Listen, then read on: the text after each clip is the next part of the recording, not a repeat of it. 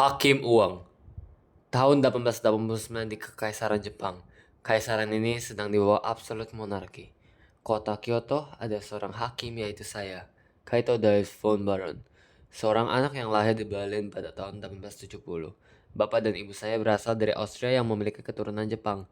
Saya menjadi hakim yang termuda pada umur 19 dan saya memutuskan berlayar ke Kyoto.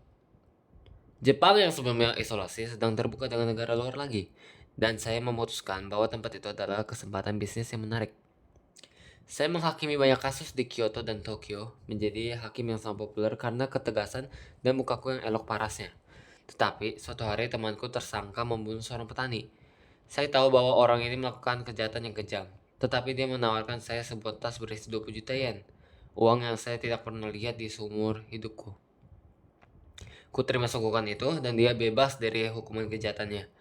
Sejak itu, seberapa jahat orang itu, jika dia memberi saya uang, saya jamin orang itu akan selamat dari kewajiban hukuman matinya, bahkan jauh dari penjahat. Saya berlayar ke Amerika Serikat untuk berpesta-pesta. Dalam sebuah pesta di Los Angeles, saya bertemu seorang perempuan cantik. Wanita itu bernama Hope Symphony. Kami jatuh cinta dan mempunyai satu anak perempuan bernama Francisca von Symphony. Kami mempunyai tempat tinggal di Fort Wayne, Ohio. Dengan kekayaan saya yang sangat melimpah, kami tinggal di rumah yang sangat mewah yang berwarna emas dan memiliki sebuah taman bunga berlantai 4. Pada suatu hari kami berlayar ke Jerman untuk menemui orang tua saya yang kangen dengan saya. Namun, sebuah insiden terjadi. Istri saya dan orang tua saya meledak saat berkunjung sebuah perusahaan mobil di Jerman. Badannya tidak ditemukan dan hanya tersisa satu bola mata istri saya saja yang ditemui.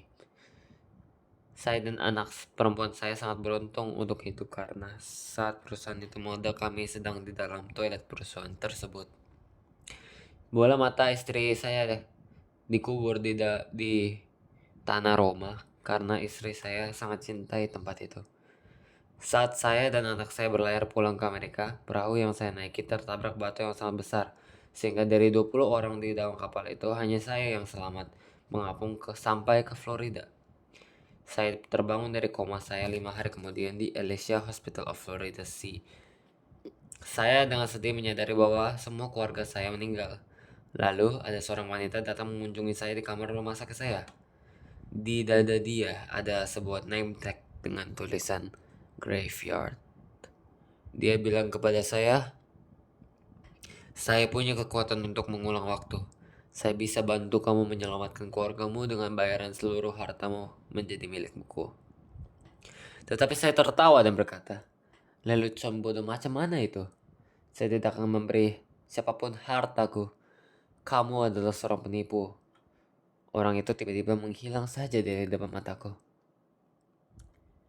Saya balik ke rumah saya di Ohio. Pagi dan malam saya bekerja untuk membangun sebuah boneka yang serupa, segambar dan sebesar anakku yang tersayang Francisca. Setelah berhari-hari, akhirnya telah selesai. Boneka itu terbuat dari kapas, tali jahitan, perhiasan, dan paling utama, uang saya yang cantik, cemerlang, dan hijau. Anakku yang harusnya rambutnya coklat menjadi warna hijau uang. Tetapi walau beda uang atau beda warna gimana lah, saya tetap cintai boneka yang kubuat. Saya bawa balik bonekanya ke Jepang bersamaku. Di Jepang saya lanjut bekerja sebagai hakim lagi karena saya merasa di Amerika sudah tidak ada harapan untuk menemukan keluarga dan kesempatan hidup kedua lagi. Lagian uangku sepertinya juga sudah mau habis karena membuat boneka yang serupa dengan anak saya. Kasus pertama yang saya hakimi sesudah saya balik ke Kyoto adalah kasus pembunuhan Owen Honda. Dia orang yang baik dan suka membantu seluruh tetangganya yang dalam kesulitan. Saya turun menanya kepada orang tua Owen, apakah kamu benar-benar melihat muka pembunuhnya? Ibunya menjawab, iya, saya melihat sang Jenderal Hinamatsu membunuh anak saya dengan pedang. Saya langsung ingin tangkap orang itu dan hukum dia, karena saya sangat benci kepada orang-orang yang mengganggu kehidupan keluarga orang yang baik. Tetapi lalu, asisten Hinamatsu ini, seorang nenek yang tua, mendatangi saya dan berkata, hai anak muda, percaya kepadaku sayang bahwa Hinamatsu ini bukan pembunuhnya. Saya dengan ragu menyuruh para detektif terbaik di seluruh Kyoto untuk menginvestigasi kasus ini lebih lanjut. Dan didapatkannya juga bahwa Hinamatsu ini tidak membunuh si Owen Honda. Dan dari buktinya, orang tua Owen yang sebenarnya tidak sengaja membunuh anaknya. Saat saya ingin memutuskan untuk menghukum orang tua Owen ini dengan hukuman yang lebih ringan, asisten itu menyogok saya 55 juta yen untuk menghukum kedua orang tua Owen karena telah memfitnah Hinamatsu dan merusaki reputasi Hinamatsu. Dengan senyuman yang jahat saya terima sogokan itu dan orang tua Owen pun dihukum mati. Di perjalanan pulang saya bertemu wanita terkutuk lagi. Si graveyard itu sudah kembali untuk saya lagi. Dan dia jawab kepada saya 55 juta untuk menghancurkan satu keluarga yang sudah sengsara. Saya jawab balik dengan tegas. Apa yang saya dapat lakukan? Uang adalah hukum yang absolut. Namamu saja graveyard. Masa kamu tidak mengerti? Uang itu segalanya. Graveyard tertawa sekali lagi. Apalagi uang itu lebih baik daripada seluruh keluargamu? Hartamu bisa ku terima untuk mengembalikan hidupmu kembali.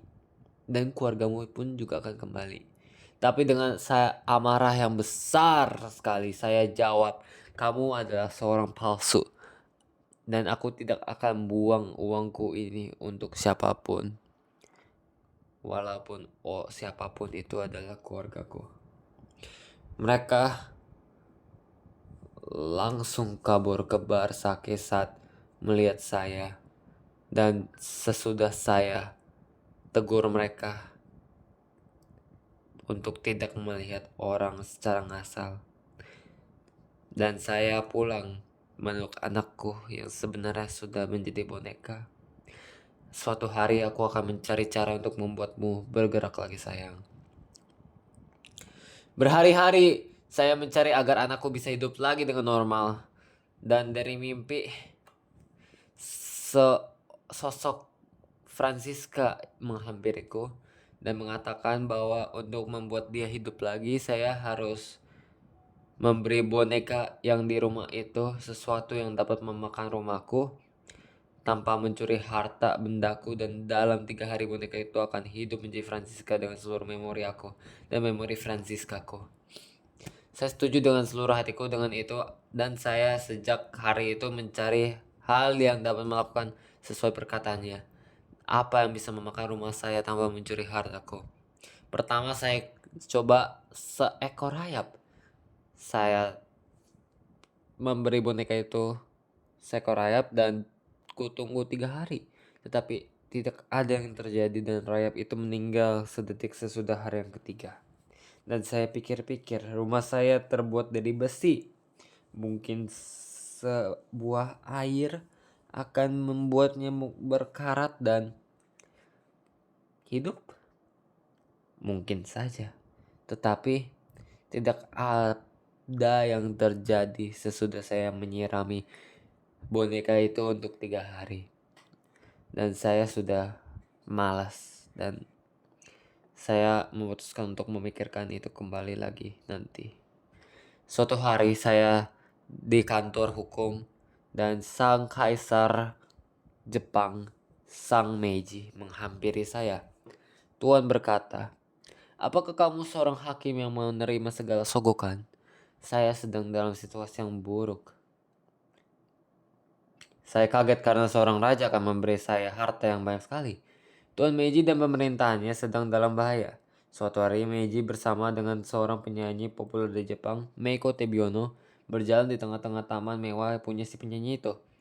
Meiko memeraskan sang praja dengan adegan raja malam-malam bersama wanita lain. Kaisar pun beramarah besar dan membunuh dia dengan sebuah botol kaca. Kaisar dengan panik memotong seluruh bagian penyanyi itu dan membakarnya dengan alkohol. Sang Meiji kabur dari tempat itu tetapi meninggalkan kalung emasnya. Kaisar berkata kepada saya, mohon jaga saya masih ingin bebas di luar dengan kesenangan yang kumiliki. Pembunuhan Meiko itu hanya kesalahan kecil di bagian saya. Saya tertawa dan berkata, "Dasar kau nih raja, baiklah saya akan selamatkan kamu dari hukumanmu itu." Saya datang ke tempat di mana pembunuhan Sang Meiko terjadi.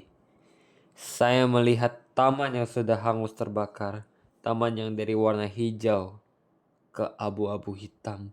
Tidak ada suatu hal yang di sini terasa hidup. Tidak ada suatu hal yang bisa kupakai untuk membantu saya dalam kasus ini.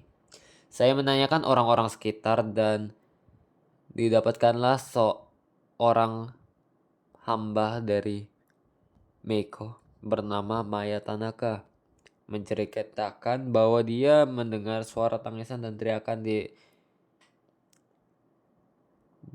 malam di bawah taman ini. Sesudah Meiko hilang 2 minggu yang lalu. Dan saya juga mendapat informasi dari itu bahwa dia mendengar suara tangisan dan teriakan. Jika apa yang Tanaka katakan itu benar, maka ada sesuatu yang lebih gelap dalam kasus ini. Lebih gelap dari seluruh kasus yang saya pernah alami. Bagaimana ada suara di bawah taman yang indah ini? Taman yang tumbuh banyak sekali bunga yang cantik. Bagaimana ini lahir dari teriakan yang mengerikan? Itu pun saya tidak tahu. Dan hari keduanya, dokter menemukan banyak sekali luka pada Meiko. Luka yang hanya sengaja diberi kepadanya dari kekejaman yang keji. Itu pun luka yang membunuh Meiko itu hanya sebuah jantung yang hilang. Jantung Meiko hilang kemana? Alasan kematian Meiko adalah hilangnya jantung dia. Raja Meiji ini sudah hilang otaknya. Orang itu lebih jahat dari yang saya kira. Hari ketiga, sang ratu dari kerajaan Russia datang. Ia adalah Ratu Vasilisa Adenoch. Ratu yang dikenal sebagai ratu yang tangan besi, psikopat dan suka korupsi. Dia menghancurkan banyak negara karena Vasilisa tidak suka pemerintah mereka.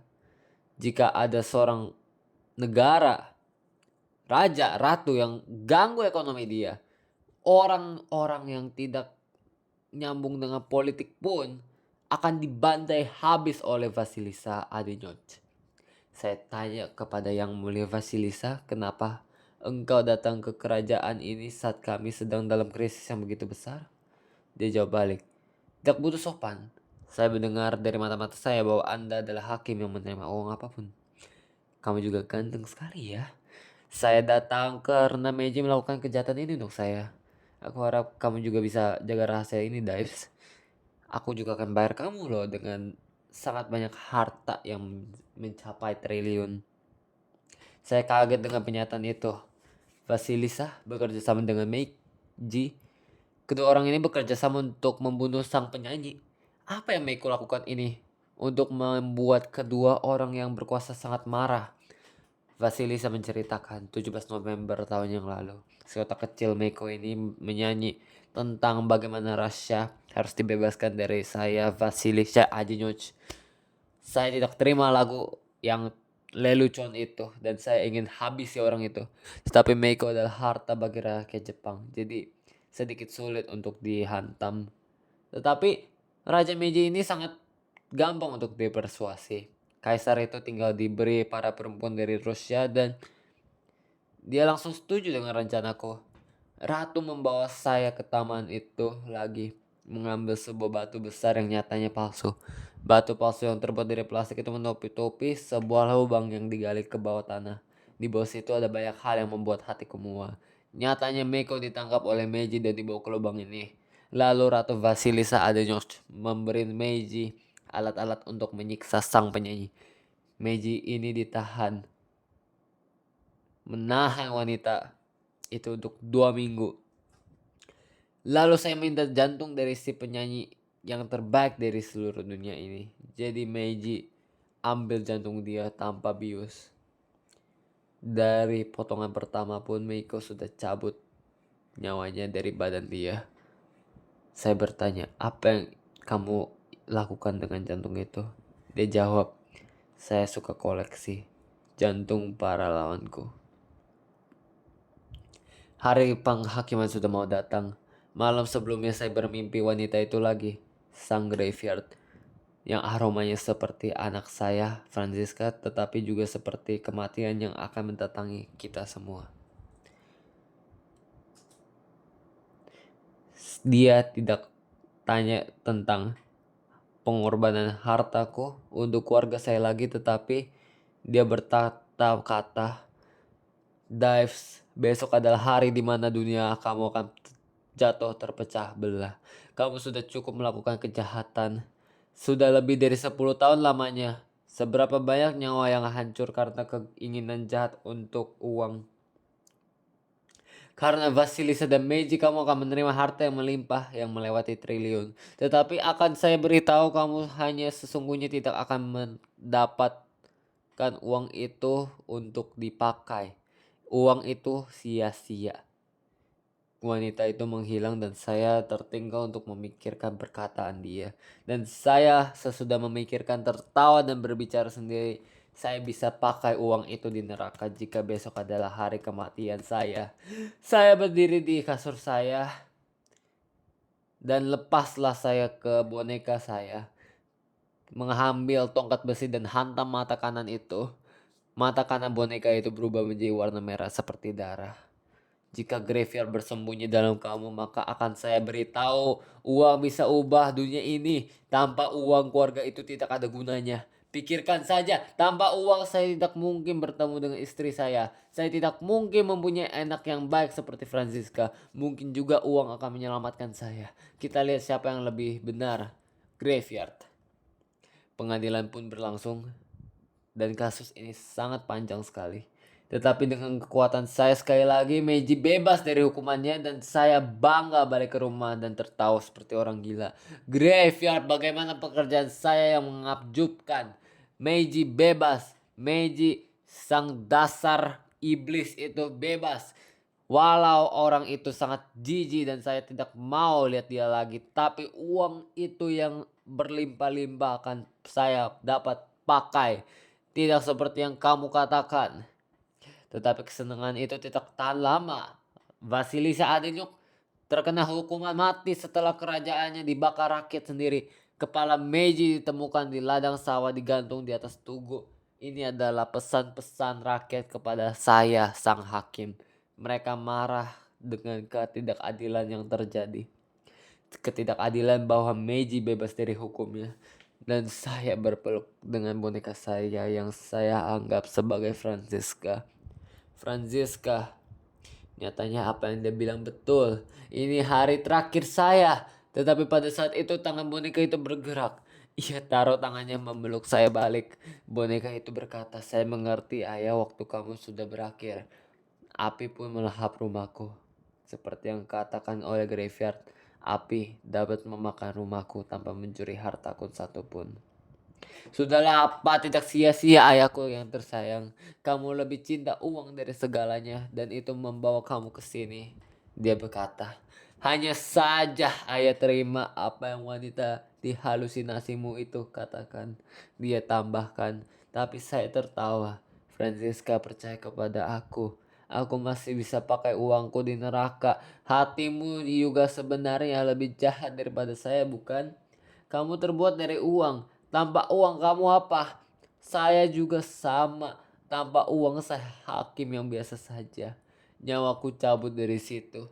Tetap berpelukan kepada Franziska tanpa lepas. Franziska berdiri dari api itu.